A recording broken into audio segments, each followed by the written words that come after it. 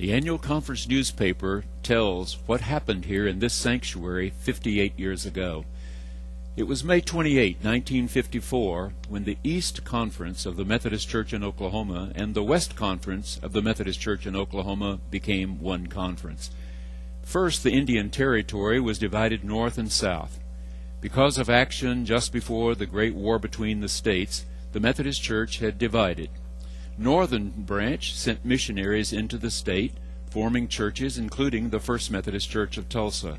The southern branch of the church also sent missionaries, resulting in churches like the Boston Avenue United Methodist Church of today. Once unification came in 1939, 80 years after the church had first separated north and south, there was a mistake made in many of the conferences. States were divided, sometimes north and south like Louisiana and Arkansas, and sometimes east and west like Missouri, Kansas, and Oklahoma. In 1952, the Clinton District Superintendent, the Reverend Dr. Philip Deschner, would make an impassioned plea to the West Conference for uniting the two. He felt that much money could be saved by eliminating duplication of administrative positions, while at the same time there could be a greater sense of mission and program if the whole state should become one annual conference. Bishop Angie Smith was promoting the idea as well, and asked both conferences to take a vote on whether they should proceed with a plan for merger. Both conferences agreed.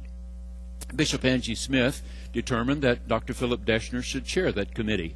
Some of the most influential laypersons from East and West became a part of the committee, as did some of the most influential clergy.